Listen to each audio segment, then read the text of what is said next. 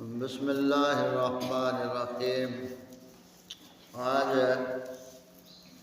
13 ربیع الثانی شریف 1446 سن ہجری 17 اکتوبر 2024 اور 2 غالباً خطیں 2081 بکرمی بروز جمعرات۔ فجر کے درس میں ہمارا سلسلہ عقائد غوث پاک رضی اللہ تعالیٰ عنہ کے حوالہ سے رواں دواں اور جاری و ساری ہے۔ پہلے دروس میں ہم 4 عقیدے پڑھ چکے ہیں۔ کتنے؟ 4۔ سب سے پہلے وسیلہ کے بارے میں پڑھا، پھر معراج النبی میں انتظار مصطفیٰ صلی اللہ علیہ وسلم کے حوالہ سے پڑھا، پھر ہم نے قیام تعظیمی کے بارے میں پڑھا، پھر ہم نے مصافحہ اور بوسہ کے حوالے سے کل ہم نے پڑھا تھا۔ یعنی بوسہ، اللہ والوں کے ہاتھوں کو بوسہ دینا یعنی ہاتھوں کو چومنا اور دونوں ہاتھوں سے مصافحہ کرنا، یہ کیا ہے؟ مستحب ہے۔ یہ کل ہم نے پڑھا تھا، ٹھیک ہے۔ آج اگلا عقیدہ نمبر 5 ہم پڑھیں گے، وہ ہے وسیلہ کے حوالہ سے۔ یہ بھی پہلے تو ہم نے وسیلہ کے حوالہ سے پڑھا کہ نبی اقدس صلی اللہ علیہ وسلم کے وسیلہ جلیلہ سے اللہ تعالیٰ کی بارگاہ میں مغفرت کے لیے دعا کرنا۔ تو آج جو وسیلہ کا ہے وہ اولیاء کاملین اور مشائخ کا جو وسیلہ ہے۔ مخالفین جو ہیں، وہابی ہیں یا دیوبندی ہیں، وہ یہ کوشش کرتے ہیں معاشرے میں اس بات کو پھیلانے کی کہ وسیلے کی ضرورت نہیں ہے، تم ولیوں کو وسیلہ مانتے ہو، بزرگوں کو وسیلہ مانتے ہو۔ تو وہابی بالخصوص حضور غوث پاک رضی اللہ تعالی عنہ کا نام بہت لیتے ہیں۔ وہ کہتے ہیں پیر عبد القادر جیلانی تو ہمارے ہیں، 11ویں کھانے کے لیے آپ ہیں، عمل کے لیے ہم ہیں، یہ وہابی اکثر کہتے ہیں۔ تو انہیں تو طالبین جس کتاب سے وہ حوالہ دیتے ہیں رفع یدین کرنے کا یا دیگر، وہ آگے باتیں آئیں گی اپنے وقت پر۔ تو آج ہم اس عقیدے کو حضور غوث پاک رضی اللہ تعالیٰ عنہ کی کتاب انہیں طالبین سے سمجھیں گے۔ یعنی وسیلہ اولیاء اور مشائخ۔ مشائخ شیخ کی جمع ہے، شیخ کہتے ہیں بزرگ کو، کس کو؟ اور مشائخ بزرگان دین۔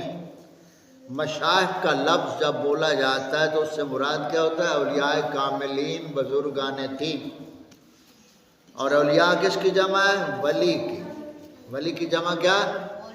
اولیاء۔ ولی کا معنی کیا ہے؟ دوست۔ اور اولیاء کا معنی کیا ہے؟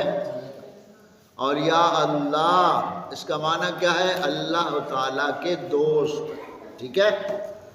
تو حضور غوث پاک رضی اللہ تعالیٰ عنہ غنیت طالبین میں صفحہ نمبر 613 اور وہابی ترجمہ جو ہے مبشر ربانی کا، اس کا صفحہ نمبر 611 پر لکھا ہے، یہ مشائخ ہی اللہ تعالیٰ تک پہنچنے کا ذریعہ اور راستہ ہے، یہی خدا کا راستہ دکھانے والے ہیں، اسی دروازہ سے اللہ تعالیٰ کی بارگاہ میں رتبہ ملتا ہے۔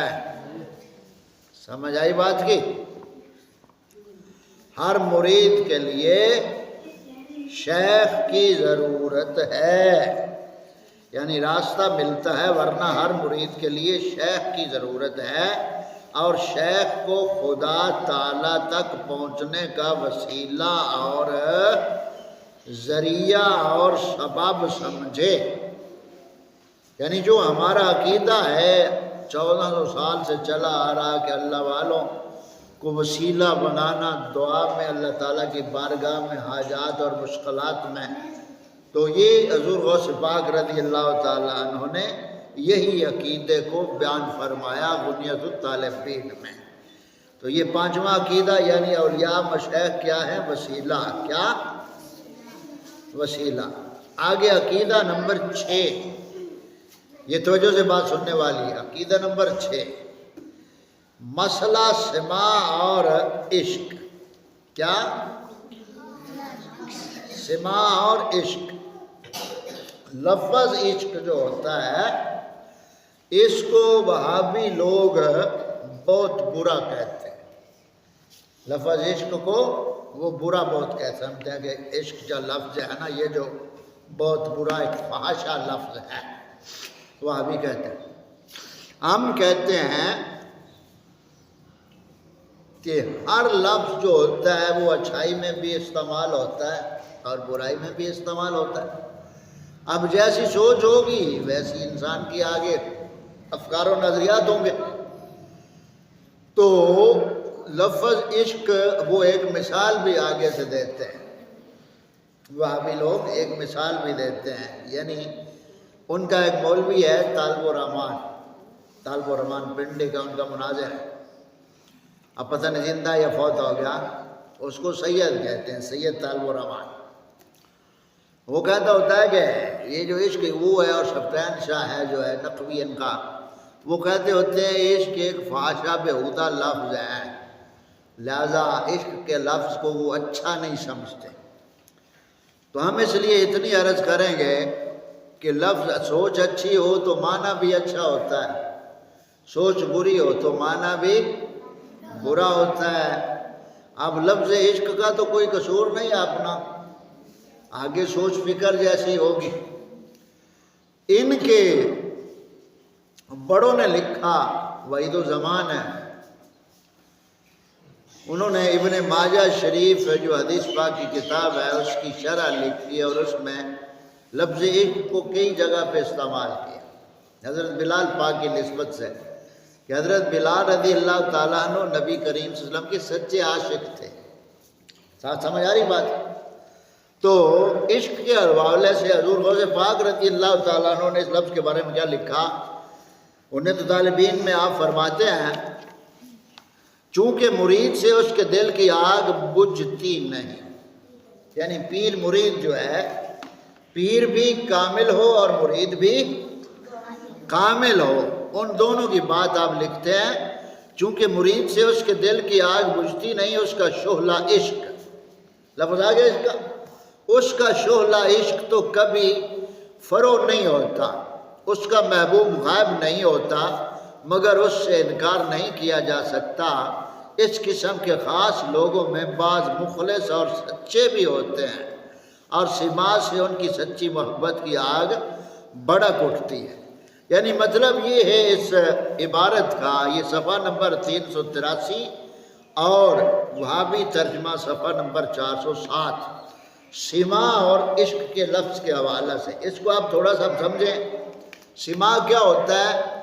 महफिल सिमा यानी अच्छी आवाज़ को सुनना, जैसे ये कवाली का लोग माहौल बनाते हैं, तो सिमा होता है अच्छी आवाज़ को सुनना। सिमा का माना क्या है? अच्छी आवाज़ को सुनना, खूबसूरत अच्छी आवाज़ को सुनना, इसको क्या कहते हैं? सिमा। यानी आप उन ख़ास लोगों का जिक्र फरमा रहे हैं कि जो अल्लाह वाले हैं, वो अल्लाह ताला की सनत व कमाल और जमाल और हुस्न के तज़किरे किसी आवाज़ वाले से सुनते हैं तो उनकी मोहब्बत और इश्क जो होता है वो और अल्लाह ताला के कुर्ब के नज़दीक उनको कर देता है। तो इस हवाले से आपने ये दोनों लफ्ज़ यहाँ बयान फरमाए। अब हम यहाँ थोड़ी सी बात जो समझेंगे, तमाम बच्चे मेरी तरफ तवज्जो रखो, वो ये है कि अल्लाह ताला से मोहब्बत और लफ्ज़ इश्क के हवाले से हम बात कर रहे हैं। इश्क बुरा भी है और इश्क अच्छा भी है। एक हदीस पाक इसमें गैर मरूफ सी हदीस पाक है, ये वहाबी सनाउल्लाह मुनसरीन है, अपने हाशिया में कुरान शरीफ के तर्जमा के हाशिया में लिखी है हदीस पाक गैर मरूफ उसने, और क्या लिखा? आलिश को युहरे को मा सिवा अल्लाह, आलिश को नारुन युहरे को मा सिवा अल्लाह, आलिश को नारुन युहरे को मा सिवा अल्लाह। यानी मतलब इसका ये कि इश्क वो आग है جو اللہ تعالیٰ کی ذات کے علاوہ ہر چیز کو جلا دے. سمجھ آ گئی؟ تو علامہ اقبال علیہ الرحمٰن نے جو شعر لکھا تھا ابراہیم علیہ السلام کی منظر کشی میں، بے خطر کود پڑا آتش نمرود میں عشق، بے خطر کود پڑا آتش نمرود میں عشق، عقل تھی ابھی تماشا لب بام ابھی، یعنی عقل تھی تماشا لب بام ابھی، یعنی جب نمرود نے آگ کو جلا دیا اور ابراہیم علیہ السلام کو وہاں آگ میں پھینکا جا رہا تھا، تو اس وقت عقل اور عشق دونوں آمنے مقابلے آ گئے. عقل کہنے لگی کہ آگ میں جل جاؤ گے، تو جو عشق تھا، سچی محبت اور عشق کا غلبہ تھا حضرت ابراہیم علیہ السلام پر، تو اس عشق نے آواز دی عقل کو تو پیچھے ہو، میرے رب کا یہ حکم ہے تو میں پیچھے کیوں ہٹوں. تو آپ نے آگ میں چھلانگ لگا دی اور وہ آگ آپ کے لیے گلزار بن گئی. سمجھ آ گئی؟ تو یہ بات یہاں ہم ختم کرتے ہوئے لفظ عشق کے حوالے سے اچھا بھی ہے اور برا بھی، یہاں سے ہم اپنی بھی اصلاح کر لیں جو سننی ہے، اور خاص طور پہ جو جٹکے لوگوں میں یہ خواص سے چلی ہوئی ہیں، نسل در نسل چلی ہوئی ہیں، وہ کہتے ہوتے ہیں جی وہ وی عاشق سچے ہوئے ہیں، وہ کہتے ہوتے ہیں وی عاشق سچے ہوئے ہیں. کیڑے جی؟ او جی سسی پنو ہو گیا، ہی رانجھا ہو گیا، او سونی مئی واڑ ہو گیا، فلانا ہو گیا، فلانا ہو گیا، یہ جی سچے عاشق ہیں. پھر کہیں گے مرزے تے وی موک گئے. یہ ساڑیاں وہ سوچاں نے جڑیاں باپ دادے تو ساڈے اندر چل دیاں آ رہی ہیں.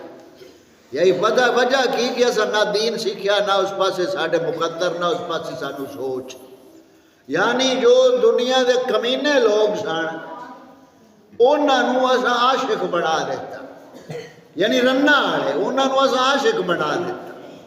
اور سانو یہ نہ یاد آیا کہ پہلے عاشق صدیق اکبر پاک، ہر نبی کریم صلی اللہ علیہ وسلم دا سچا صحابی پیارے محبوب صلی اللہ علیہ وسلم دا عاشق ہے.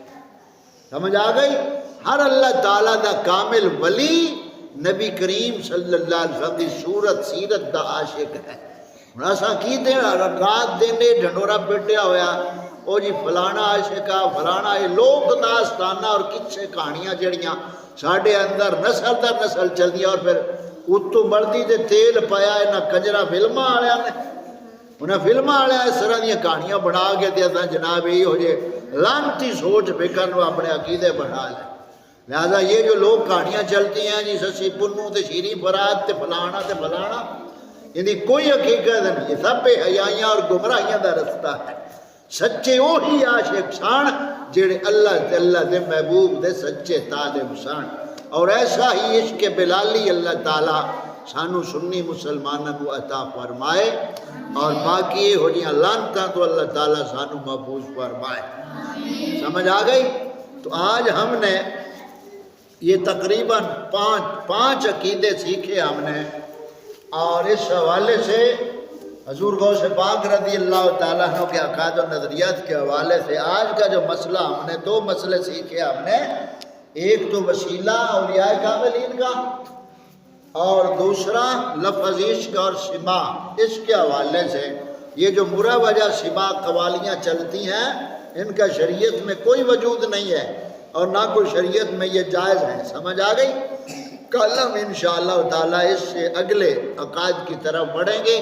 اللہ تعالیٰ ہمیں سچا دین سیکھنے سمجھنے کی توفیق عطا فرمائے، اور ہمارے اس سارے گاؤں کو بھی اللہ تعالیٰ ہدایت عطا فرمائے.